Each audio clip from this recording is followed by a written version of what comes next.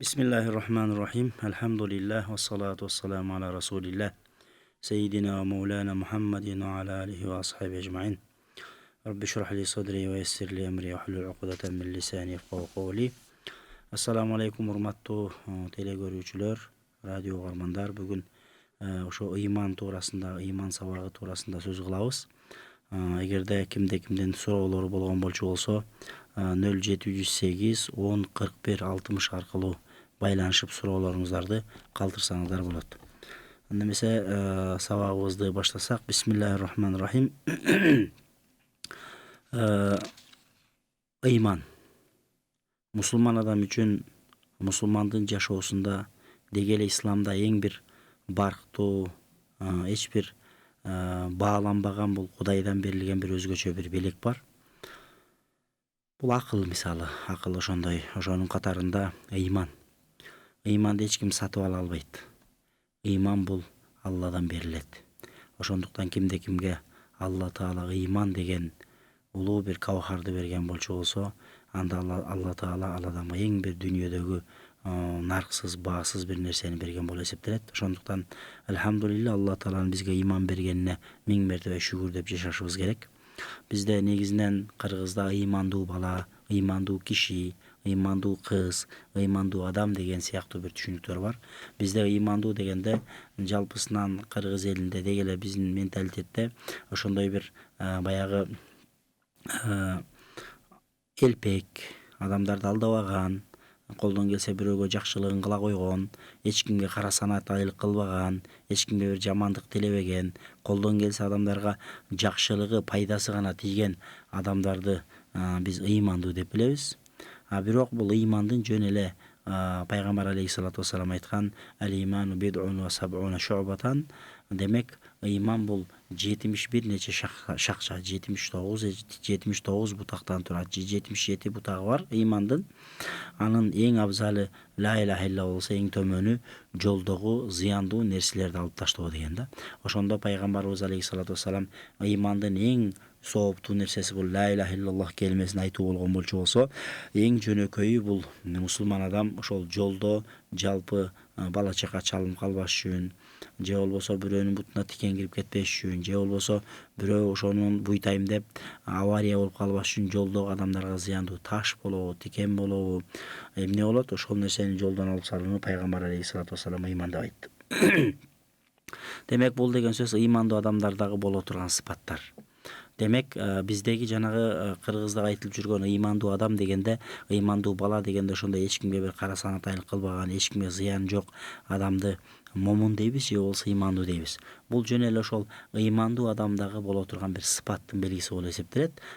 Болбосо чынында чыныгы ыйман бул эмне? Чыныгы ыйман бул жүрөк менен Кудайдын бар экенине ишенип, не тасдиқун бил калб ва иқрарун бил лисан. Биздин мазхаб боюнча чыныгы ыйман бул тасдиқун бил калб ва иқрарун бил лисан. Демек бул деген сөз тасдиқун бил калб дегени жүрөгүңдө Алладан башка эч кандай жаратуучу жок, бир гана Алла Таала бизди жараткан деп Алла Таалага толук шек күмөнсүз ишенүү, жана дагы ва иқрарун бил лисан, жана тил менен ла иляха иллаллах Мухаммадур Расулуллах, же болбосо ашхаду ан ла иляха иллаллах ва ашхаду анна Мухаммадан абдуху ва расулуху деп келмай шахадатты, же болбосо шахадат келмесин айтуу менен биз өзүбүздүн мусулмандыгыбызды тастыктайбыз. Ошондуктан биз ыймандуулар, элхамдулилла, биз мусулмандар, бизди ата-энебиз Кудайга шүгүр 7 ата 7 энебиз мусулман болуп келгенден, ошондуктан биздин өлкө, биз жашап аткан бул төө пара, биз жашап аткан жерлердин баардыгы ыймандуулар болуп эсептелет дагы.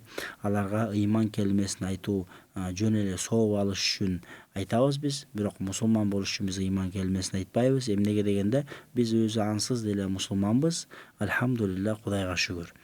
Ал эми эгерде гайры диндер боло турган болчу болсо, башка дин өкүлдөрү боло турган болчу болсо, алар исламга кирүү ниетинде алар ыйман келмесин айтыш керек болот. Ошондуктан канчалык деңгээлде бир башка мусулман эмес башка бир элдердин балдары канчалык деңгээлде элпек болсо деле, же канчалык деңгээлде адамдарга жакшы мамиле кылса деле, ал адамга биз ыймандуу экен деп айтпайбыз да. Эмнеге дегенде, ыймандын эң негизги өзөктүү нерсеси ал Алла Тааланын хак, жалгыз, анын шериги жок, анын баласы жок, анын аялы жок, анын окшошу жок, ал эч бир нерсеге муктаж эмес. Алла Таала деп Кудай Тааланы таануу менен бирге жана Мухаммед пайгамбар алейхиссалату вассалам пайгамбарыбызды хак пайгамбар, Алладан келген чыныгы пайгамбар жана Алладан келген өкүмдөрдү жеткирген ошол Курайш уруусунан чыккан араб улутундагы бирок бүтүндөй адамзатына, адамга дагы, жиндерге дагы жөнөтүлгөн пайгамбар, акыркы пайгамбар деп кабыл алуу менен адамдын ыйманы толукталат. Ошондуктан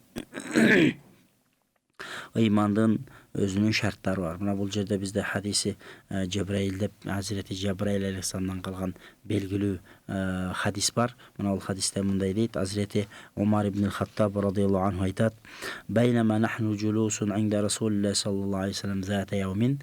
Бул белгилүү хадис, баардыгыбыз угуп жүрөбүз, билебиз. Демек биз бир күнү пайгамбар алейхиссалату вассаламдын жанында отурат элек дейт. İzdala aleyna rajulun, Kokustан биздин жаныбыздан бир киши кирип келди. Шадиду баязи сияб. Ал адамдын көйнөгү апапак. Шадид савады шар.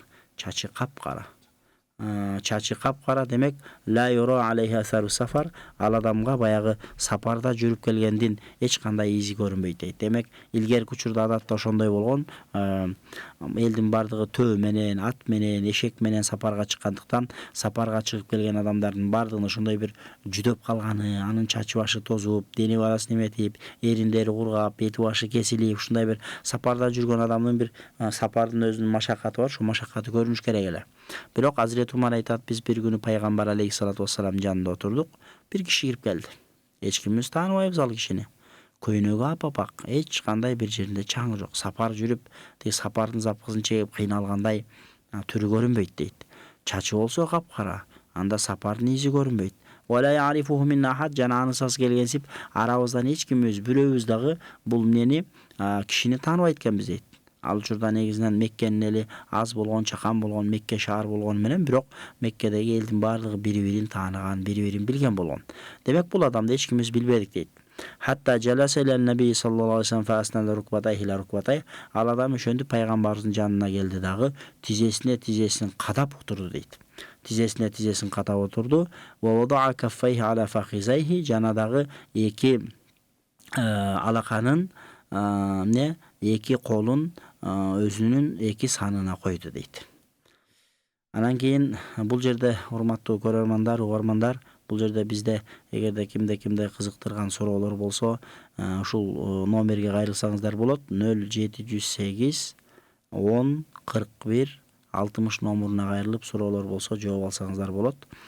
708 10 41 60 экен. Демек кыскасы хадисти уласак, пайгамбардын жанына жанагы адам келди дейт. Тизесине тизесин коюп, чөгөлөп отурду, биздин кыргыз тилинде айтканда. Чөгөлөп, эки колун эки санынын үстүнө коюп отурду. Ва кала Мухаммаду, баягы адам келди дагы, эй Мухаммед деп Мухаммед пайгамбарыбыз алейхиссалату вассаламга кайрылды. Ахбирни алил ислам. Исламдан мага кабар айтчы, ислам деген эмне? Сен ислам деген динди алып келип атпсың, иман, ислам деген нерселерди айтып атпсың, ислам дегениң өзү эмне деп пайгамбар алейхиссалату вассаламдан баягы адам сурады. Кол, пайгамбар алейхиссалату вассалам ал адамга мынтип жооп берди. Эч ким тааныбай атат, Hazreti Умар дагы тааныбайт ал кишини. Не дейт? Ал-ислам ан ташхада ла иляха иллаллах анна Мухаммадан расулуллах. Ислам деген бул сенин Аллахтан башка эч бир сыйынууга татыктуу илах, сыйынууга татыктуу Кудай жок деп күбөлүк берүү, жана дагы Мухаммед пайгамбар анын элчиси, расулу деп күбөлүк берүү бул ислам деди. Ва туқимас салата, жана намазды кайым кылып, намазды тургузуу, намаз окуу, намазды өз учурунда тургузуу бул ислам деди. Ва туутия заката, жана дагы зекет берүү бул ислам деди. Ва тасума рамадана, жана дагы Рамазан айында, Рамазан деген бул айдын аты, ошондуктан Рамазан айында ороза кармоо. Эми Рамазан айында ороза кармоого келе турган болсок, Рамазан айы кээде 29 күн болушу мүмкүн, кээде 30 күн болушу мүмкүн. Ошондуктан бизде баягы мусулманча жыл санагында, мусулманча жыл эсебинде же ай 29 күндөн жаңырат, же 30 күндөн жаңырат. 31-күнү жок. Ошондуктан кээде бизде баягы орозо тутууда, оозду ачууда же оозду жабууда бизде кээ бир учурда ар кандай бир башкача бир баягы немелер болуп калгандыгынын себеби, көз караштардын болуп калган себеби ошол ай жаңырды, ай жаңырбады да талаш болот. Анткени шариятыбызда Рамазанда орозо кармагыла деген. Рамазан айы шариятта көрсөткөндөй ай же 29-унан жаңырып кетиши мүмкүн, же 30-унан жаңырышы мүмкүн. Ошого карап айырмачылык болот. Демек кыскасы бул жерде пайгамбар алейхиссалату вассалам ислам деген бул не деди? Ислам деген бул ватасума рамадана, бул Рамазан айында толугу менен орозо тутуу. Ватахуджал бейта ин истата'та илейхи сабила, жана дагы Байтуллого эле эсептелген Меккеге ажылыкка баруу, эгерде ошол жерге барууга сапар тартып ошол жердин жолдогу азабына чыдап ичкен жегендей сенин мүмкүнчүлүгүң боло турган болчу болсо, мына ошол жака баруу бул исламдагы парз деп айтылды. Кале садакта, ансе баягы адам айтты, туура айттың деди. Биз фаажибна лаху ясалу ва юсаддиқу, Хазрет Умар айтат, биз бул адамга аябай таң калдык дейт. Өзү сурайт пайгамбар алейхиссалату вассаламдан, жана кайра өзү жооп берип атат дейт да. Демек бул ким болду экен деп биз аябай таң калдык дейт. Демек ислам деген биздин динибиз ислам дини.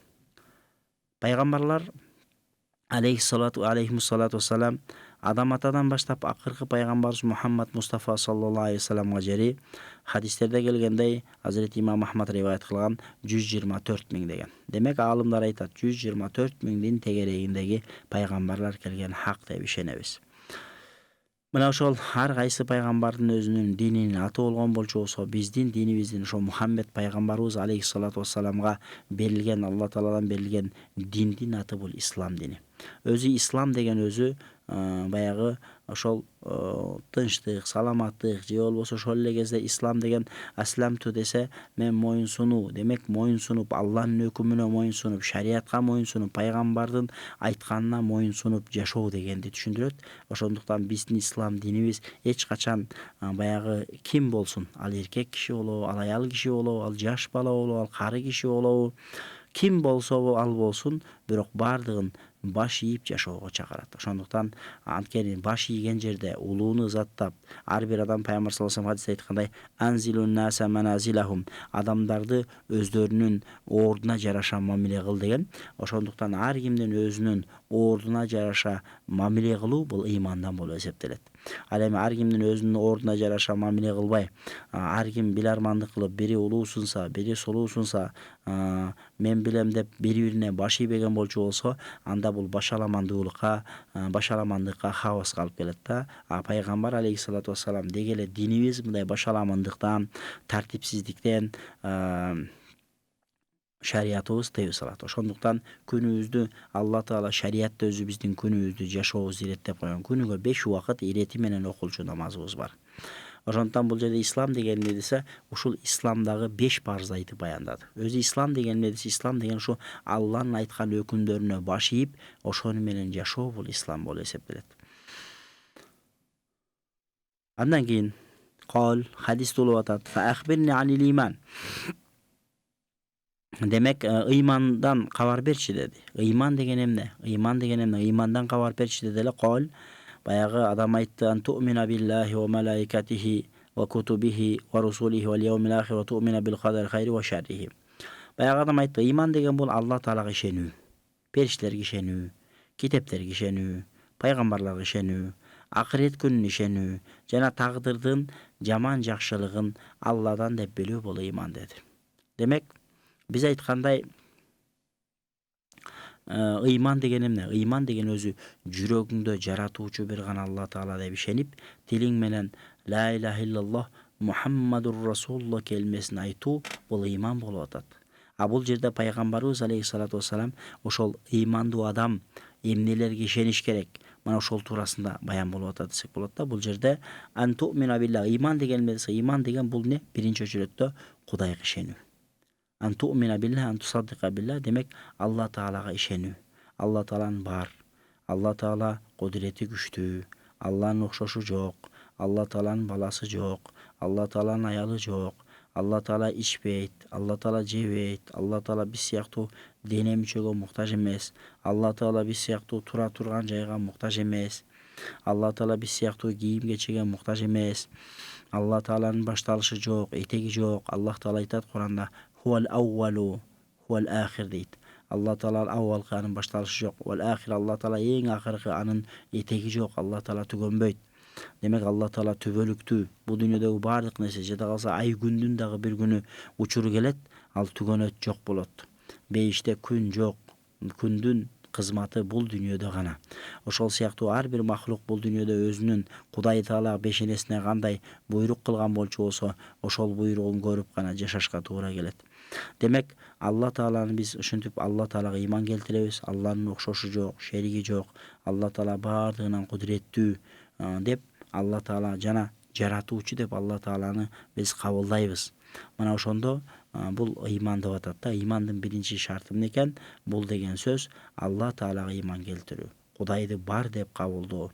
Кудай жок, мен өзүмдү өзүм жараттым же мени ата-энем жаратты деген эмес. Тетиринче Кудай Таала жаратты. Чындап, ата-энең кээде сенин энеңдин боюна өтүп калган атаң деле сезген эмес, апаң деле сезген эмес.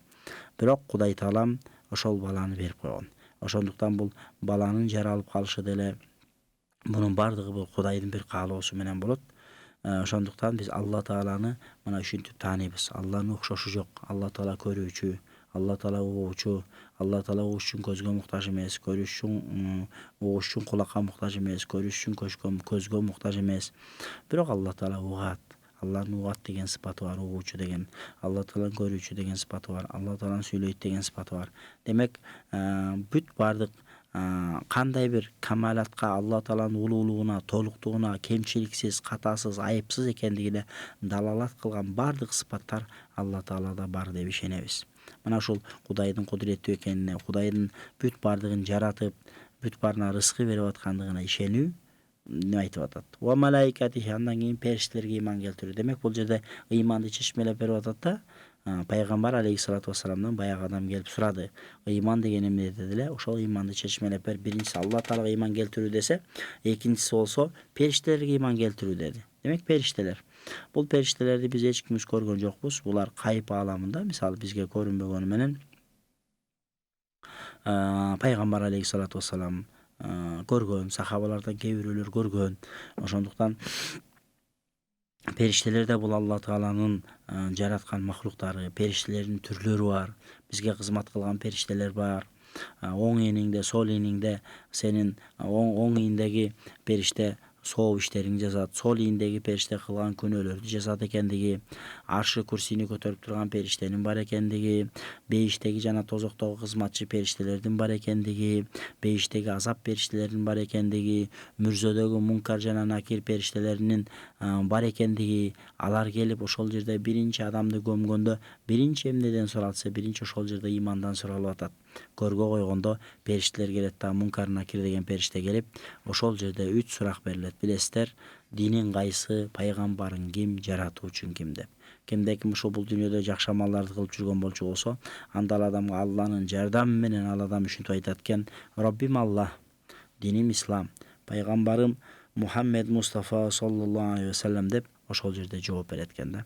Мына ошол жерде Алланын бирлигинен сурак болот, Алланын жалгыздыгынан, динден сурак болуп атат, пайгамбар туурасында сурак болуп атат.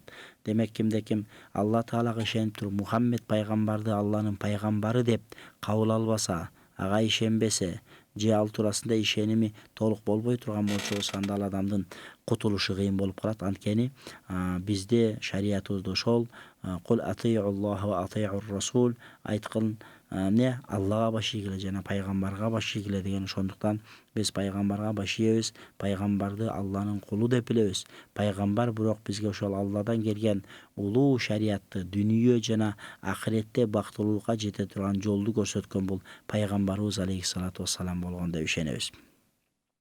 Демек бул периштелер, периштелердин ошондой түрлөрү бар дедик.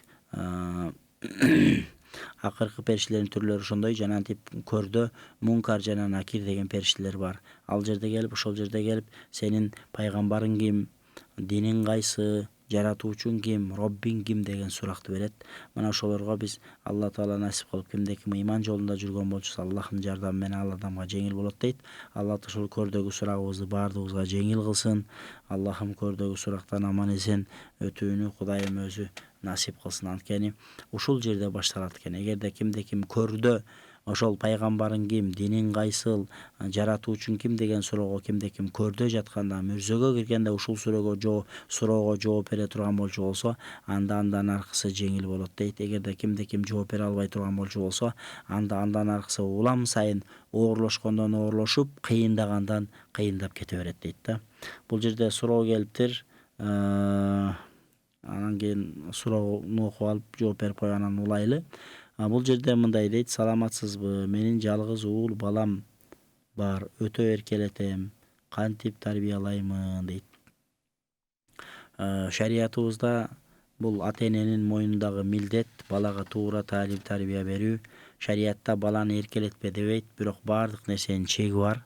Жада калса жаш бала тургай, жада калса аял тургай, чоң үйдүн кожоюну болгон эркектерге да шариятта чек бар. Шариятта чек коюп койгон.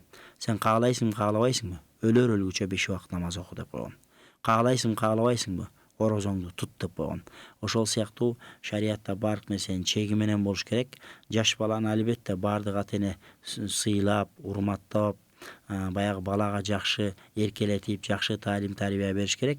Бул таалим тарбия дегенде бизде көп учурда балага жөн эле бир окутуп, мындай бир азыркы биздин дүйнөлүк билимди гана берүүнү бизде таалим тарбия деп түшүнүп калганбыз. Көпчүлүк аталар, апалар айтып калат: мен балдарым баарын окуттум, чокуттум, баарына таалим тарбия бердим деп. Туура ал бир гана жагын эметкен. Анткени алар келген дагы бул дүйнөлүк илимдерди таанууда алар бир өзүнчө бир интеллигенттик деңгээлге жеткен бир окумуштуулар болушу мүмкүн, өзүнүн илимдүү, билимдүү адамдар болушу мүмкүн. Бирок ошол эле кезде руханий байлыктан, руханий илимди үйрөткөн шарият илиминен эч кимдин кабары жок болуп, жада калса даарат алганды билбей калган учурлар болот. Эгерде кимде-ким ошол баласын тарбиялоодо дүйнөлүк гана билимди берип, мейли бул мектепте жакшы окусун, университетти жакшы окусун, аспирантура, докторантурасынан бери жакшы окуганы менен, бирок Кудайды тааныбаса, Алланы тааныбаса, пайгамбарды тааныбаса, динге ишеними тууруу болбосо, туура болбосо, ата-энесине кылган мамилеси шариятка ылайык келбей турган болчу болсо, анда бул ата-эненин өзүнүн эле шору болушу мүмкүн. Ошондуктан ата-эненин мойнундагы милдет балага биз дүйнөдөгү мектепте окууну кандай окуу деп таалим тарбия берсек, университетке окутуп, кандай акча, кыпкызыл акчабыз төлөп балдарды университеттерде, институттарда окутуп, аларга билим алышына себепчи болуп аткан болчу болсок, бул дүйнөнүн кызыкчылыгы албетте. Анткени жакшы окуу жайды бүтсө, жакшы жумушка орношсо, жакшы акча тапса деген баардыгыбызда ниет бар. Бирок ошону менен бирге эле эң негизги бир багыт, эң негизги жагы бизде унутта калып атат. Ал эң негизги жагы анын диний таалим тарбиясы. Эгерде Кудайдан корккон, Кудайга ишенген, пайгамбарды сыйлаган, улуу кичүүнү сыйлаган балдарды тарбиялап өстүрүү бул ата-эненин милдети. Ошондуктан мектеп үчүн кандай, университет үчүн кандай кам көрүп акча төлөп окуткан болчу болсок, ошол Куран, шарият, намаз илимин, орозо илимин дагы үйрөтүш бул ата-эненин колундагы, бала ата-эненин колунда болгондон кийин ошого багыт берип, балам мындай оку деп балага туура багыт бериш бул ата-эненин милдети. Эгерде антпеген болчу болсо, ата-эне өзүнүн мойнундагы бир милдетин аткарбагандык болуп эсептелет. Алла Таала баарыбызга ошол балдарыбызга туура таалим тарбия берип, окутуп, чогутуп, дүйнө акыреттик билимди берип, эки дүйнөдө бактылуу болушуна бизди себепчилерден кылсын. Балам түндө сийип коет, ошо кандай, кайсы дуа окуса болот дейт. Эми ал бала түндө сийип койгон, эми ар ким ар кандай болушу мүмкүн. Кээ бирлөрдүкү мүмкүн возраст менен убакыт өткөндө мүмкүн калып кетиши мүмкүн. Кудайдан дуа кылыш керек, мүмкүн молдолорго апарып дем салдырып көргүлө. Бул кээ бир маселеде ошол дем салуу менен болгон, жакшы болгон жактары бар. Кээ бир маселеде ал дем менен болбошу мүмкүн. Ал мүмкүн медициналык жактан врачтарга көрсөтүш керек. Мүмкүн табарсыгына суу өткөн, табарсыгына суу өтүп калган болчу болсо, ага дем салган менен пайда болбойт. Демдин өзүнүн сала турган учуру болот, оорду болот, ошого жараша неметилет. Анан табарсыгына суу өтүп калса, бияктан дем сала берсе, ал бала жакшы болбойт. Ошондуктан Kээ бир адамдардын тукумунда да болот. Тукум кубат экен. Ошондой тукумунда болсо ал ошо тукумунда кандай болгон болсо ошондой болуп калышы мүмкүн. Не болсо дагы жакшы дуа кылып, жакшы ниет кылабыз. Балаңыз аман болсун иншалла. Кудайым сиз кандай кааласаңыз ошондой балдардан болуп чоңойсун. Мен Америкада жашайм. Айдоочу болуп иштейм. Жолдо халал тамак жок. Бургер жегенге мажбур болуп жатам. Эмне кылам дейт. Эми адамдар ошондой экенбиз да, субханалла, бул дүйнөдө адал жашап, адал жеп өткөнгө аракет кылышыбыз керек. Эми бургер болсо деле ошол жана этин алып салып, жумурткасы, сабиз, пабизи, анан ичинде салаты бар, ошонусу менен жесе болот да. Бургердин баягы ичиндеги колбаса кошулабы бургерге, ошол колбасаны алып салып эле жумуртка адал да. Жумуртканы коштуруп, ошондой кылып атайын специя менен жасатып, ошондой кылып жесе болот. Негизи мусулман адам каерде болбосун ошол адал жеп, адал турганга аракет кылыш керек. Колдон келишинче. Болбосо эгерде ошол айдоочу болуп иштеп, ошол жанагынтип ар кандай бир ашканаларга киргенде ошондой болбой калган болчу болсо, анда ошо халал тамактарды, адал тамактарды ошол машинеге салып алыш керек болот, өзүнө ылайыктап, жете тургандай кылып, кайра кийинки бир остановкага жеткенде ошол жерден дагы кайра адал тамактардан, адал жей турган тамак аштарды толуктуп алыш керек. Иши кылып, кыскасы, колдон келишинче адалга качырганга аракет кылыш керек. Ассаламу алейкум устаз, мен азыр экинчи күйөөм менен жашайм. Мурун биринчи жолдошумдан талак алган эмесмин. Азыркы жолдошумдан 3 балам бар. Никебиз өтпөй арам болгон жокпу деп кыжалат болом дейт. Эми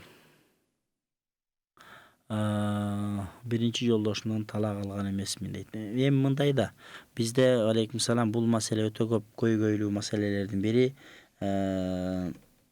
Баягы турмушта адам болгондон кийин ошондой болот экен, ажырашуу болот экен, башка болот экен.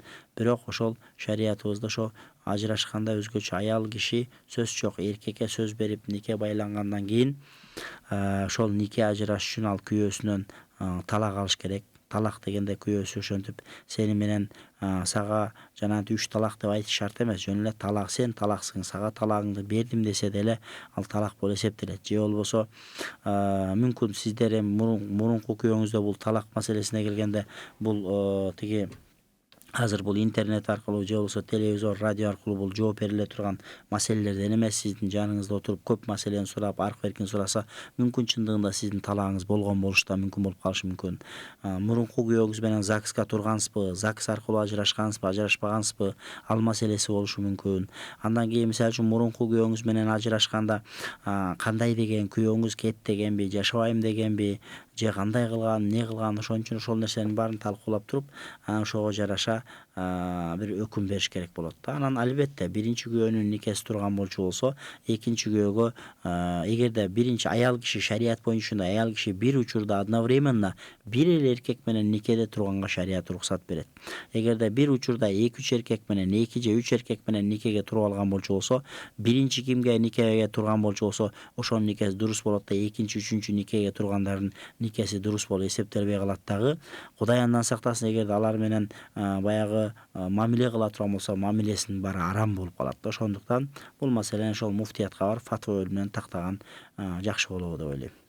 Ассаламу алейкум. Эгер соц тармактан бир балага турмушка чыгам деп айтып койсоң, нике жүрүп калабы дейт.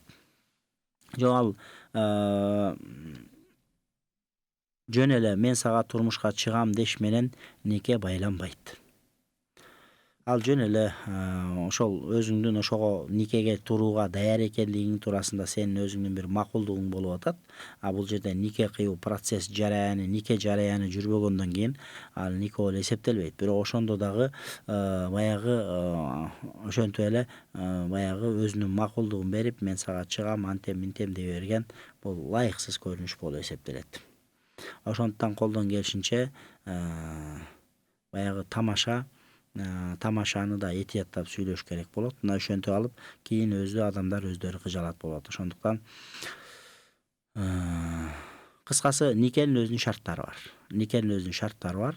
Эгерде сиз соц тармактарда ошол бала менен кыз өзү эле сүйлөшүп аткан, бала мага тиесиң десе, кыз мен сага тием деп койсо, нике байланбайт. Анткени никенин шарттары ал жерде толук эмес. Саламатсызбы? Менин атам ооруп жатат. Дуа кылып коюңузчу, сураныч дейт. Аллах таала атаңызга шифа берсин, шифаи камил ажил берсин. Атаңыз сиздердин кашыңыздарда, бала чакасынын кашында, үй бүлөсүнүн кашында ылайым аман эсен болсун.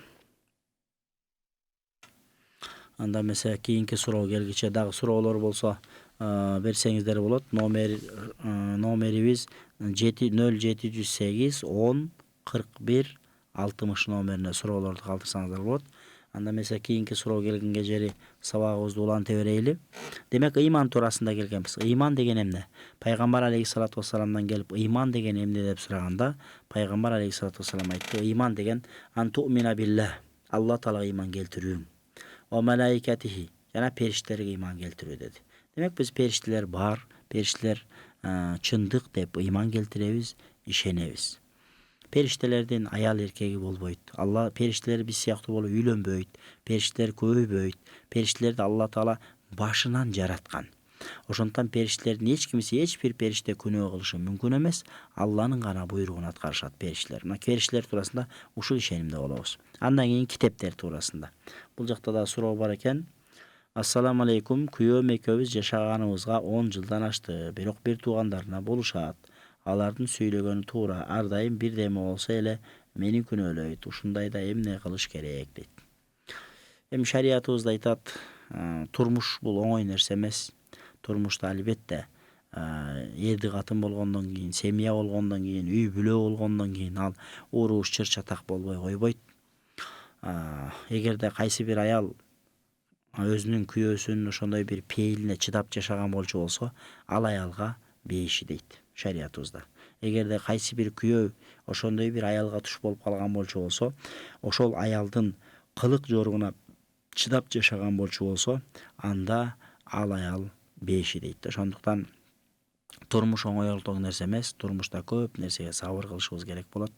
Мүмкүн сиз дагы жакшылап карап көрүңүз. Мен сиздерди билбейм да. Мисалы, кээде адам баласы ошондой болот. Тажрыйбада мисалы үчүн сиздики туура болуп, күйөөңүз дайыма бир туугандарына тарткандай көрүнүшү мүмкүн. Бирок мүмкүн чын-чынына келгенде күйөөңүздүкү туура болушу мүмкүн. Бир мындай баардык тияк бияк бүт баардык окошкадан карап көрүш керек да, бир жактан эле карап көрбөйчү. Мүмкүн чындап сиз айткандай чындап эле күйөөңүздүн ошондой бир пейили бар, ошондой туура эмес кылган жактары болушу мүмкүн. Бирок кандай болгон чакта дагы аялды ак нике менен никелеп алгандан кийин аялды кордошко шарият уруксат бербейт. Наоборот, тетиринче эркек киши аялды колдоп, кубаттап, бапестеп, жашынакай кылып таалим тарбиясын берип, намазын окушуна себепчи болуп, түз туура жүрүшүнө себепчи болуш бул күйөөсүнүн милдети болуп эсептелет. Ошондуктан Алла таала сизге дагы күйөөңүзгө дагы туура түшүнүк берсин. Мен ушул бүгүнкү биздин эфирди көрүп аткан жалпы мусулман бир туугандарга айта кетет элем. Көпчүлүк учурда аял байкуш бул аялдар ушундай болот экен, алсыз экен. Аялдар ушундай экен, байкуштар назик болот экен. Ошондуктан көпчүлүк учурда баягы эркектер бир корс мүнөзүнө салып, өзүнүн бир оройлук мүнөзү менен аялдардын баягы жүрөгүн тилип, жүрөгүн канатып койгон учурлар билинбеген менен көп кездешет экен. Ошондуктан аялдарды биз Алланын сөзү менен адалдап алгандан кийин, эркектер никелеп алгандан кийин аялдарга жакшы мамиле кылып, адилеттүү мамиле кылып, Кудайдан коркуп, иттакуллаха фи ауладикум дейт го. Баягы бала чакаңарга мамиле кылууда Кудайдан корккула, аялыңарга мамиле кылууда Кудайдан корккула. Ошондуктан аялга мамиле кылууда Кудайдан коркуп мамиле кылайлы. Аял менин кол астымда, мен аялды чечем, аял менин айтканымды кылат деп эле аялга бир кулга мамиле кылгандай кылууну шарият тыйып салат. Саламатсызбы? Мен кечинде кир жууп калам. Эч нерсе болбойбу? Кечинде кир жууса? Жок, эчтеке болбойт. Кечиндеби, күндүзбү, күн чыгып аткандабы, күн батып аткандабы, анын эч кандай айырмасы жок. Кир жууса, колдун бошогонуна жараша, ошол кол бошогон учурда кир жуусаңыз боло берет. Анда эч кандай турган эчтеке жок.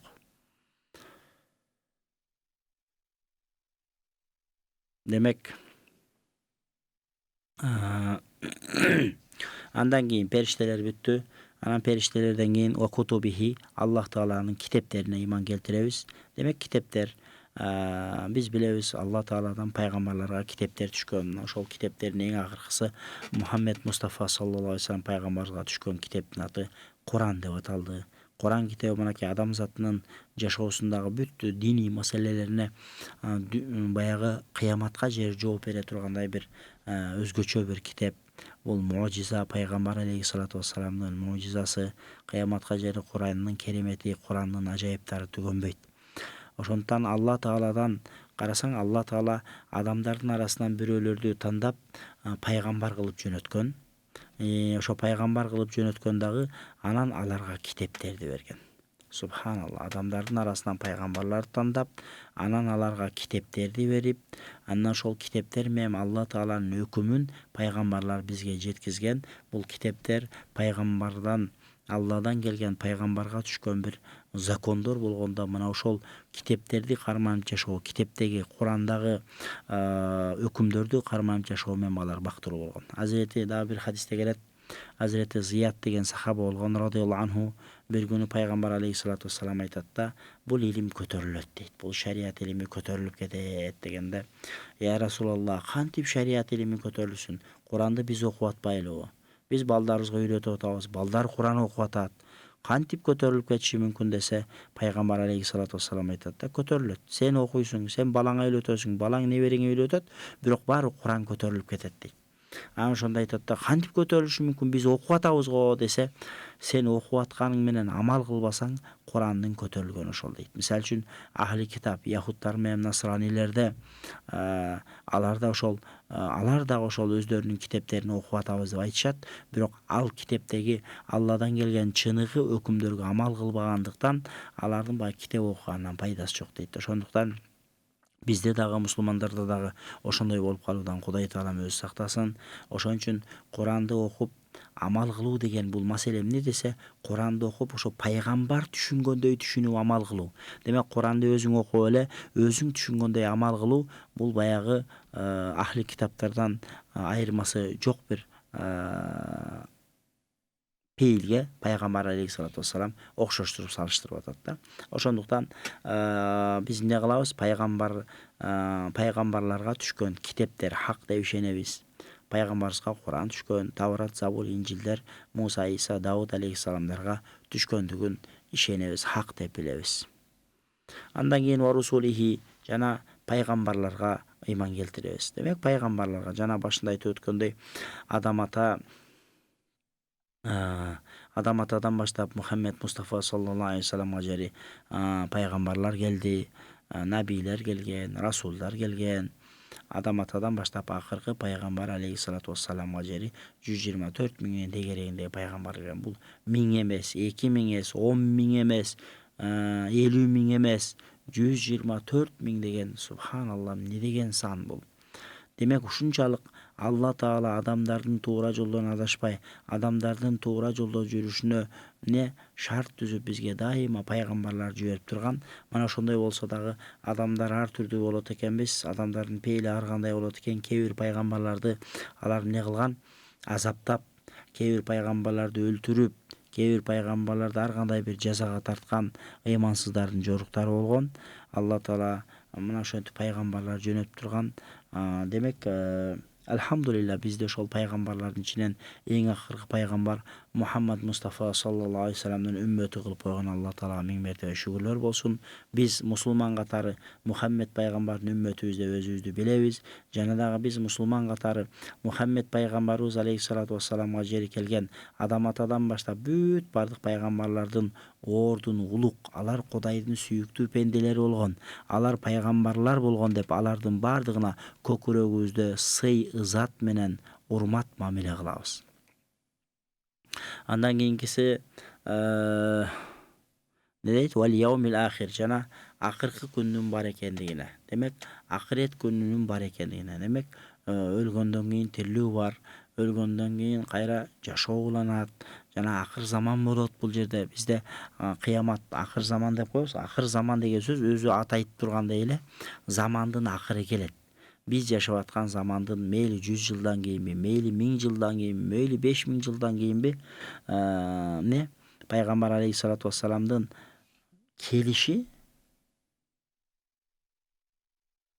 бул кыяматтын аз калганын белгиси. Иктарабати саату ва шаккал камар дейт Алла Таала Куранда. Иктарабати саа, кыямат күнү, акыр замандын болорун аз калды. Иктарабати саат ва шаккал камар, ай экиге бөлүндү. Демек пайгамбар алейхиссалату вассаламдын жана айды өзүнүн кереметинде экиге бөлүүсүнүн өзү бул кыяматтын аз калгандыгынын белгиси болгон. Пайгамбар алейхиссалату вассаламдын келиши бул кыяматтын аз калгандыгын, акыр замандын аз калгандыгынын белгиси.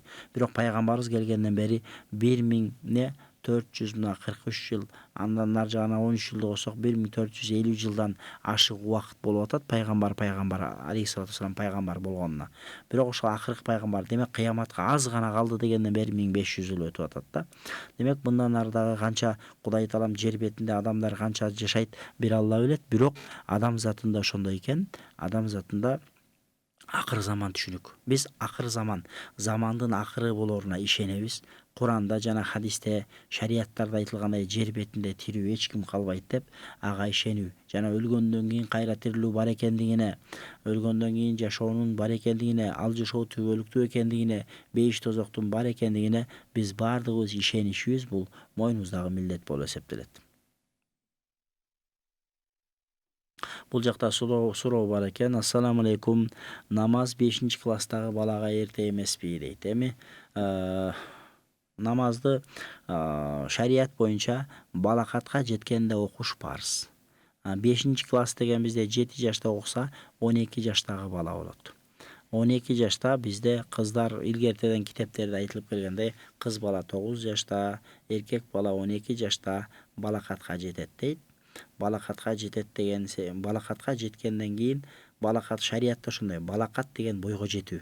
Демек бойго жетүү дегенде баланын бойго жетүүсү ошол жана аталык суунун пайда болушу, же болбосо аврат жерлерине түктөрдүн пайда болушу менен аял кишинин балакатка жетишүүсү бул аял кишилердин кыз кишилердин ошол ай сайын баягы этек киринин келиши менен бул кыз кишинин бойго жеткени билинет. Эркектин бойго жеткени менен окшогон белгилер менен билинет да. Аны алымдарыбыз жалпысынан кыз кишиге 9 жаш, бала кишиге 12 жаш деп туруп, эркек балага деп бул баягы айтылып калынган.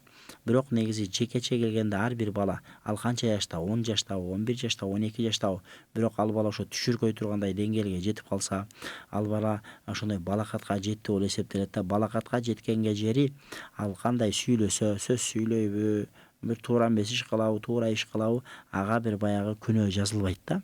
Ал эми балакатка жеткенден кийин, жанагы эрезеге жеткенден кийин, балакатка жеткен мейли ал 12 жашта болобу, кээ бирлер 12 жашта жетилиши мүмкүн, кээ бирлер 13 жашта жетилиши мүмкүн, кээ бирлер 10 жашта эле жетилип калышы мүмкүн. Кыскасы 5-класстагы бала бул 12деги бала болуп калып атат дагы, бул бала балакатка жетип калган ыктымалы көбүрөөк болушу мүмкүн. Ошондуктан бул эч качан намаз эч качан эрте болбойт. Эгерде балакатка жете элек бала намаз окуса, анда эмне болот десе, анда ага намаз фарз эмес, балакатка жете элек. Бирок намаз окуса анын сообу атасына, энесине сообу жетип турат дейт. Ал эми балакатка жете элек баланы намаз окутуу менен бул жакшы болот. Балакатка жеткенге эртең мына бүгүнбү, эртеңби, бир айдан кийинби балакатка жеткенге жери бала уже намазга толук даяр болуп калат дагы. Балакатка жеткенден кийин намазды үйрөнбөстөн тетиринче алдын ала намазды үйрөнүп балакатка мына бүгүн жетиши менен сразу намазды баштаса, анда бул адамдын эч кандай намазы каза болбойт, орозосу каза болбойт. Кийин биздегидей болуп 20 жылдык, 30 жылдык орозосун 20 жылдык, 30 жылдык каза намазын өтөшкө эле деп кыйналбайт, тетиринче жакшы болот.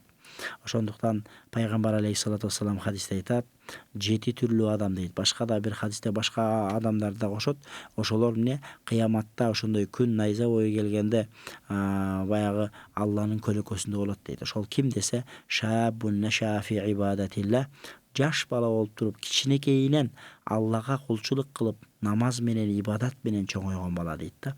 Эгерде жаш кезинен болуп туруп, жаш кезинен туура эмес жактарга барбай, туура эмес жолдо жүрбөй, жаш кезинен Кудай деп өзүнүн нафсин тарбиялап, өзүнүн каалаган нерсесин жасай бербей, ошо өзүн туруктуу алып жүргөн, өзүн бир жакшы бир тарбиялуу алып жүргөн балдарга ошентип жаш кезинде ошентип чоңоюп, ошону менен өлө өлгөнчө ошол жолду бекем карман өткөн болчу болсо, мындай адамдар кыяматта эмнеде болот дейт? Алланын көлөкөсүндө болот, арштын көлөкөсүндө болот дейт да. Ошонун бири, эгерде кимде ким бирөөгө карыз берсе, ошол адам карызын төлөй албай атса, ошол карызын төлөй албай аткан адамды билип турасың, чындап чамасы келбей атат, төлөй албасына көзүң жетип турат. ошону дагы эгерде сен Кудай үчүн деп чындап, Алла үчүн деп ошонун карызын кечип койгон болчу болсо, ал адам дагы кыяматта Алланын көлөкөсүндө болот дейт. Ошондуктан ал жерде мисалы үчүн бул 5-класстагы бала намаз окуп алса, бул эң учуру деп ойлойм мен өзү. Анткени эртең 19-га чыккандан кийин, 20-га чыккандан кийин балага көп нерсе, башка нерсе кызык болуп баштайт. Ал үчүн дискотека көзүнө кызык көрүнүшү мүмкүн. Ал үчүн башка балдардай болуп, ар кандай бир кумар оюндары, же тамеки чегүү, же болбосо ичкилик ичүү, ушуга окшогон кээ бир биздин азыркы замандагы деги эле кылымдар бою болуп келген жаштар кызыккан бир ошондой бир багыттарга кызыгып, ал неметиши мүмкүн да, ошол тарапка ооп, ошол тарапка ыкташы мүмкүн. Азыр дал учурда, азыр ушул учурда жакшы таалим тарбияны берип калса, ушул алып калат. Анткени баягы переходной возрастка келгенден кийин, ал уже ал учурга келгенден кийин, ал учурда уже ошол переходный возрастка жеткенге жери балага негизги фундаментти куюп коюш керек болуп атат да. Анын переходный возрастта ал эч кандай таасир бербейт. Анткени ага уже фундамент, программа, установка болуп калган ал адамга, ал балага переходный возрасттын таасири болбойт. Ал переходный возрастка жеткенге жери кандай намазга бекем, орозого бекем болгон болчу болсо, андан кийин деле ошондой эле эч кыйналбастан, же досторун, же жолдош жоролорун, же классташтарын карап кыйналбастан өзүнүн багыты намаз окуп, түз, туура, эч кимге кара ниетти кылбай, кана санатайлык кылбай, өзүнүн окуусунда жакшы окуп, мугалимдерине кылган мамилеси жакшы болуп, ата-энесине кылган мамилеси жакшы, классташтарына кылган мамилеси жакшы болуп, бир туура бир багытты алат. Ошондуктан бул 5-класста баланын намаз окуганы эч качан эрте болбойт. Тетиринче бул эң мындай эң ылайыктуу учуру. Ушул учурда жакшы бир калыптанып калса, буюрса, Кудай буюрса, иншалла келечеги аябай бир ийгиликтүү, келечекте өзүн туура боюн сактап жүргөн, оюн сактап жүргөн бир жакшы бир таалим тарбиялуу жаштардан болуп чоңоет деп ойлойм. Дагы суроолор болсо берсеңиздер болот. Биздин номер 0708 10 41 60, 0708 10 41 60 экен. Анда эмесе пайгамбарларга ыйман келтирүү туурасында айтып өттүк окшойт. Андан кийинкиси валияумил ахир, ахирет күнүнө ыйман келтирүү. Демек, ахирет күнүнө ыйман келтирүү дегенде ошол акыр замандын бар экенине ишенебиз. Өлгөндөн кийин тирилүүнүн бар экендигине ишенебиз. Демек, бул жерде баягы бир адам башында, хадистин башында айтып өткөндөй, бир адам кирип келип пайгамбардан сурабады, ислам деген эмне деди эле, пайгамбар исламда 5 парзды айтып берди. Ыйман деген эмне деди эле, мына ыйман дегенде ушул деп туруп, антумина биллахи ва малаикатихи ва кутубихи ва русулихи вал яумил ахири ва тумина бил кадари хайрихи ва шаррихи. Анан акырында эмне деди? Тагдырдын жамандыгы дагы, жакшылыгы дагы Алладан деп ишенүү. Бул дагы эмне деди? Ошол ыймандын бир ыймандан деп пайгамбар алейхиссалату вассалам айтты. Баягы адам айтат, Азирети Умар айтат, биз таң калабыз дейт. Баягы адам сурайт дагы кайра жооп берет дейт. Садакта деп айтат дейт. Пайгамбар саллаллаху алейхи вассалам жооп берсе, садакта, туура айтасың деп айтты дейт. Анан биз таң калдык дейт. Азирети Умар айтат, фа ахбирни анил ихсан. Баягы адам кайра айтты дейт пайгамбарыбызга. Исламды ихсан деген эмне? Ихсанды айтып берчи деп айтты дейт. Кол, пайгамбар саллаллаху алейхи вассалам жооп берди. Ан та'будаллаха кааннака тарах. Ихсан деген ушул Алла тааланы көрүп тургандай кулчулук кылуу бир ихсан болот. Фа иллам такун тараху фа иннаху ярак. Анткени Алла тааланы сен көрбөсөң деле, Алла таала сени көрүп турат деп айтты дейт. Демек, Алла таала сени көрбөгөн менен Кудай, сен Кудайды көрбөгөн менен бирок Кудай таала сени көрүп турат деп Кудайга кулчулук кылуу бул ихсан деди дейт. Демек, ихсан дегенди сурады бул жерде. Ихсан деген башкача термин менен айтылып атат бул жерде. Демек, Кудайды көрүп тургандай Кудайга кулчулук кылуу бул ихсан. Бул жерде исламды билебиз, ыйманды билебиз, ихсанды билдик. Андан кийин келип туруп, ошол ихсанды алым уламалар айтканда баягы ихсандан максат эмне десе, ошо илмут таския, илмут тасаввуф айтат экен да. Бул ихсандан максат пайгамбар алейхиссалату вассалам ушул жерде үйрөткөн.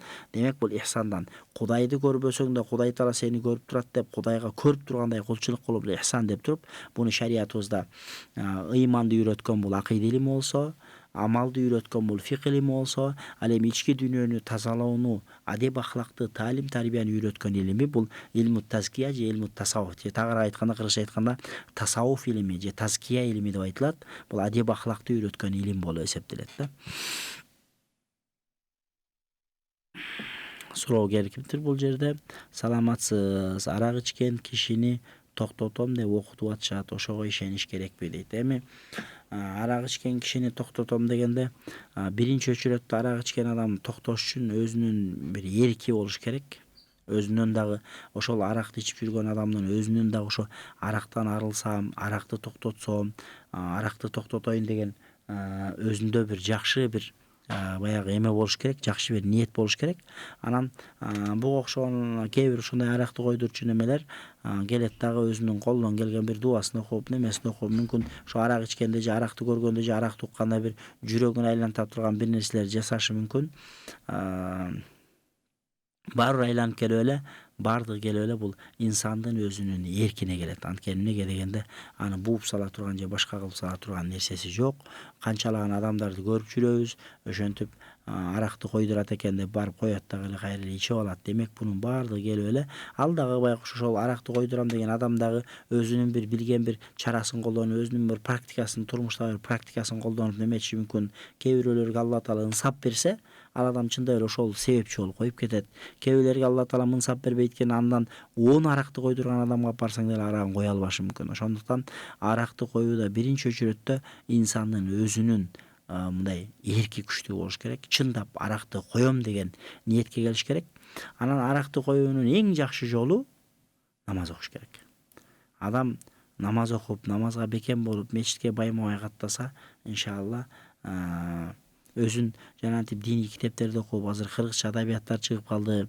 Ошого окшогон адабият китептерди окуп, кыргызча диний китептердичи, ошолорду окуп өзүн ошо менен алек кыла турган болчу болсо, анда Кудай буйруса, бул адамга жакшы болот. Анан негизинен бул ишениш керекпи же керек эмеспи аракты койдурам деген адамга дегенде, бул аракты койдурам деген адамга ишенип же ишенбей койсоң сен күнөөкөр болуп шарияттан чыгып кетпейсиң. Анткени неге дегенде ал аракты койдурам деген адам деле ал деле биз сыяктуу адам болот да, ал деле мен койдурам, мен антем минтем дебейт. Ал өзү деле Кудайга таянып, Кудай буйруса аракет кылып көрөйүн деп, ал дагы билген өзүнүн тажрыйбасын колдонушу мүмкүн. Бизде деле ошондой болуп атпайбы? Мисалы үчүн бирөө ооруп калса больницага барсаң айтат врач, мен колумдан келген аракетимди кылайын, нары жагы Кудайдын колунда дейт да. Бирок биз ошого карабай эле врачтын колуна тапшырып беребиз. Алар операцияга алып кирет, операциядан чыгат. Мүмкүн бирөөлөр тагдыр болуп ошо операциядан чыкпай калган учурлар болот. Көпчүлүгү Кудай Алла насип кылып ошо врачтар себеп болуп, жашынакай болуп, айыгып үйүнө кайтып чыгып келгендер болот да. Бул эме маселеси деле, арак коюу маселесинде деле ошондой болушу мүмкүн. Анткени эмнеге дегенде ал жерде арак койдурам дегенде ал арак койдура турган атайын бир өзүнүн бир тажрыйбада бир эме нерселери болушу мүмкүн. Анча мүмкүн Курандын аяттарын окушу мүмкүн, ошого тиешелүү болгон арак туурасында келген, башка туурасында келген. Бирок нары жагы келип туруп аны биринчи себепчи, негизги ким десе бул Алла Таала. Алла Таала эркине салса ал адам коет.